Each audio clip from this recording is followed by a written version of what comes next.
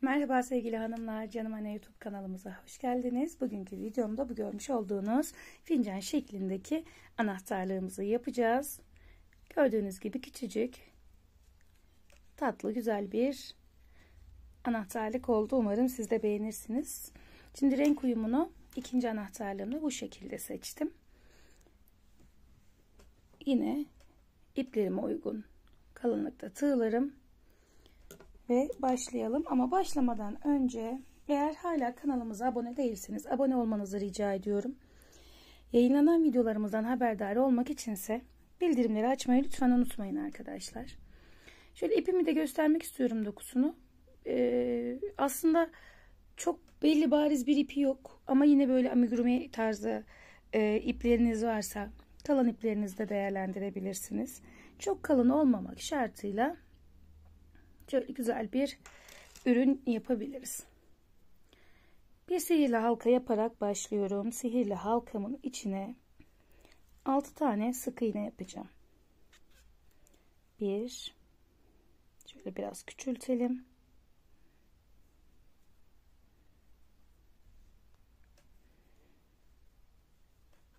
2 3 4 5 ve 6. Bu şekilde bakın 6 tane sık iğnemi yaptım. Şimdi sihirli halkamı sıkıca kapatıyorum. Ve ilk sık iğnemin içine batıyorum.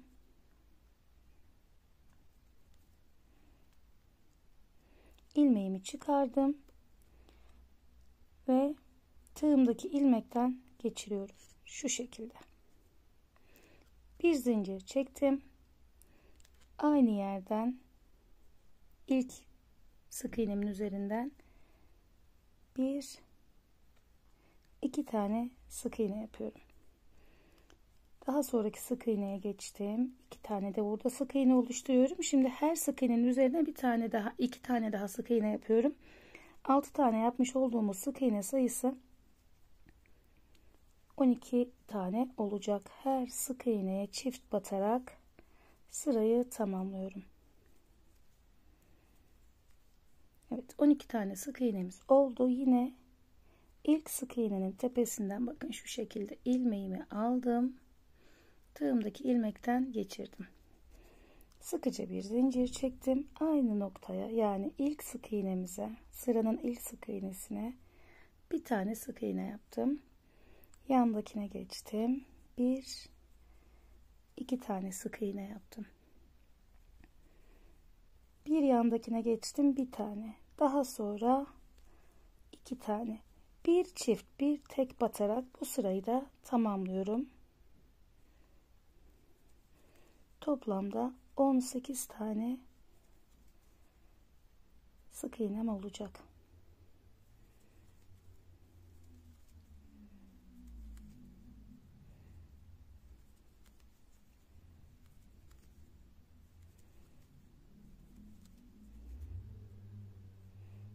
Burada ipte bir problem var sanırım. Şöyle çift batarak bitirelim. Yine ilk sık iğnenin tepesinden ipimi aldım. Bakın şöyle tığımdaki ilmekten geçirdim ve bir zincir çektim. Şimdi 18 tane sık iğnesi olan bir yuvarlak oldu şu şekilde. Üst kısma geçeceğim. Buradan bakın şöyle tığınızı ters tutarak da yapabilirsiniz bu işlemi. Tersinden bakın. Tam batmam gereken yerden boşluklara batıyorum. Şöyle ilmek aldım, sık iğne yaptım. Son battığım yerden ve bir ileriden bu şekilde ilmekleri alıyorum. Düz de yapabilirsiniz. Bunu bu şekilde yapmamın sebebi şuradaki şu keskin görüntü arkadaşlar. Düz de yapılabilir dediğim gibi. Düz yaparsak biraz daha yuvarlak bir görüntü olur orada. Yine her boşluktan bir tane sık iğne yaparak devam edeceğim. 18 tane sık iğnem olacak ve azaltma çoğaltma yapmadan birkaç sıra boyunca bu şekilde öreceğim. Şimdi bütün ilmekleri tek tek örüyorum.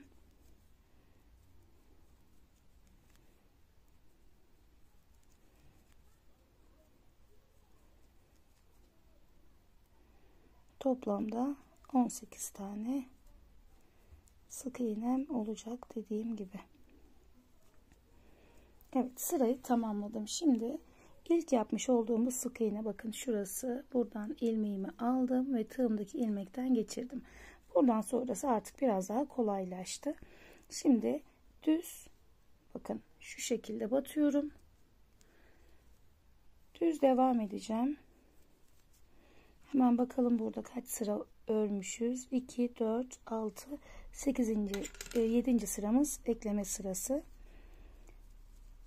Bu şekilde dümdüz devam edeceğim.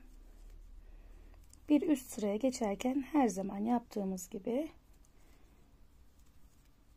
yine burada da göstermek istiyorum.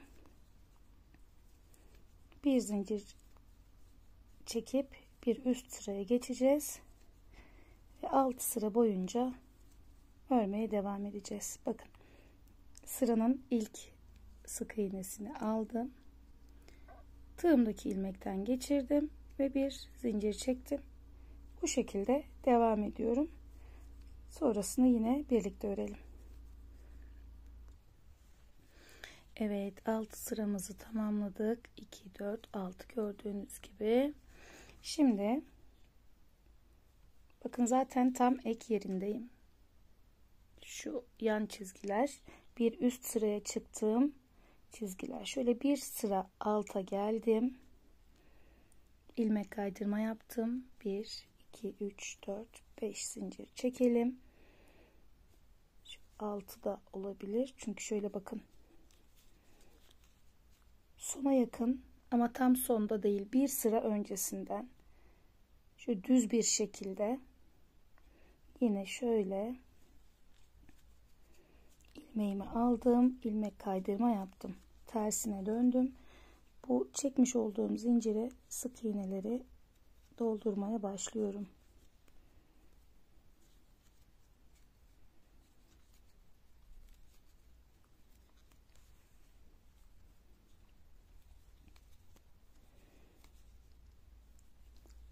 Sekiz tanesi yeterli oldu. Yine aynı yerden kenar kısmına geçtim şöyle. Bakın, hatta buradan ilmek kaydırma yapmamız gerekiyor. Çünkü bir sıra daha örmemiz gerekecek. Şimdi bakın, şöyle fincanımızın kulp kısmını da tamamladık. Bunu şöyle hemen kenara alacağım. Böyle çay kahverenginde bir ip, herhangi bir ip de olabilir. Benim elimde uygun olan bu vardı. Yine bir sihirli halka ile başlayacağım. Fincanımızın alt kısmında yaptığımız gibi arttırma yapacağız arkadaşlar. Önce 6 tane sık iğne yapacağız. Ardından 12, daha sonra 18 yapacağız. Aynı şekilde. Şimdi buralarda ben ilk sık iğnelere batmakta biraz zorlanıyorum. Biraz daha tığınızı inceltebilirsiniz. Böyle yerlerde daha kolay batıp geçmek için burayı. Çünkü ilk sık iğneler biraz küçük oluyor. Biraz hızlı geçeceğim burayı. Çünkü aynı şekilde fincanın başlangıç kısmıyla aynı şekilde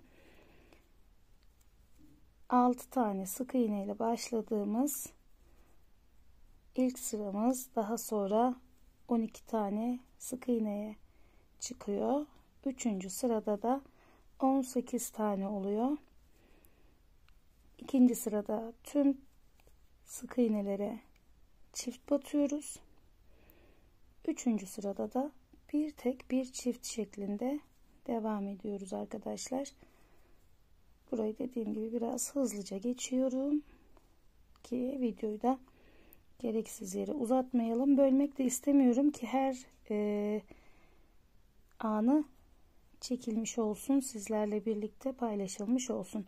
Şimdi bu sırayı tamamladım. Bakın, 18 tane sık iğnem var. Tüm çevresinde şöyle sıkıca bir zincirden sonra ipimi kesiyorum.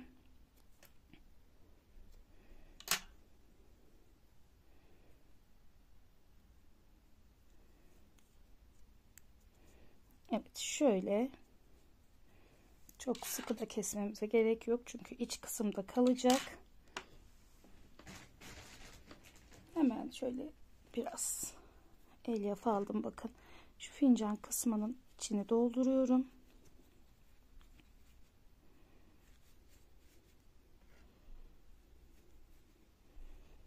Şöyle minicik bir tutam yeterli olacaktır.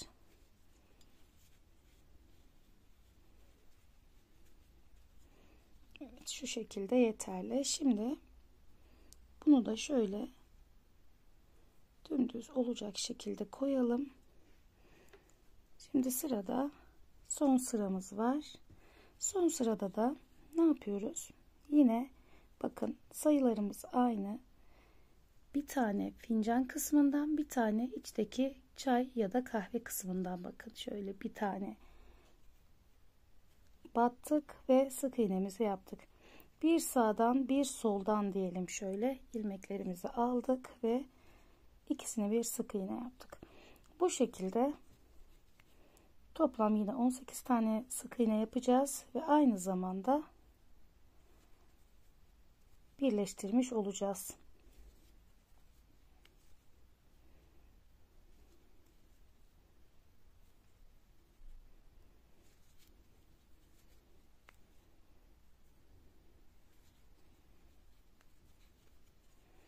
Bakın şöyle bir görüntümüz oldu. Şimdi burayı tamamen örelim ve sonrasında da anahtarlık aparatımıza takalım.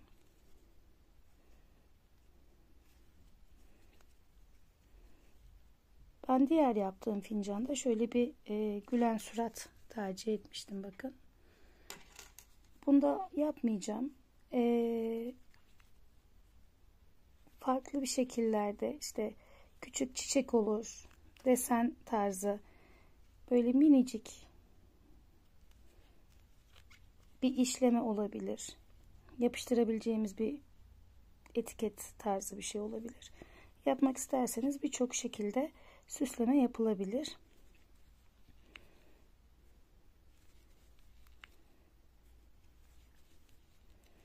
Evet, şimdi bakın buradaki başlangıç noktamıza geldik. Burada da şurayı yine alt sıralarda yaptığım gibi ilk sık iğneden ilmeğimi aldım ve tığımdaki ilmekten geçirdim.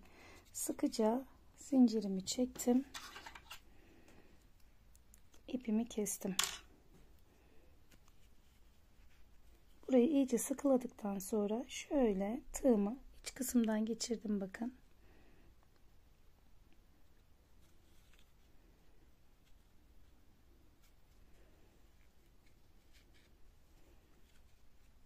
Evet. Tam da istediğimiz gibi bir görüntü oldu. Şöyle elimizi de biraz formunu düzeltelim. Evet, bakın fincanımız tamamlanmış oldu. Şurada kalan ipimizi dibinden kesiyoruz. Hemen bir anahtarlık aparatı alıyorum ve taktıktan sonra tamamlamış oluyoruz arkadaşlar. Şöyle pensemin yardımıyla burayı rahatça geçireceğim. Önce örgümden geçiriyorum. Daha sonra anahtarlığımın zincirinden geçirip sıkıştırıyorum. Daha sonra şöyle iç kısma doğru çeviriyorum. Şurada da minik bir ipim kalmış. Evet, fincanımız hazır gördüğünüz gibi. İster çay fincanı, ister kahve fincanı olarak adlandırın arkadaşlar. Gördüğünüz gibi fincan şeklinde amigurumi anahtarlıklarımızın yapımı bu kadar basit, bu kadar kolay. Herkesin yapabileceği bir şekilde anlatmaya çalıştım. Umarım sizler için de faydalı bir içerik olmuştur. Kanalımıza eğer hala abone değilseniz abone olmanızı rica ediyorum arkadaşlar. Yayınlanan videolarımızdan haberdar olmak içinse bildirimleri açmayı lütfen unutmayın. Daha sonraki videolarımızda tekrar görüşmek üzere. Hoşça kalın, sağlıcakla kalın.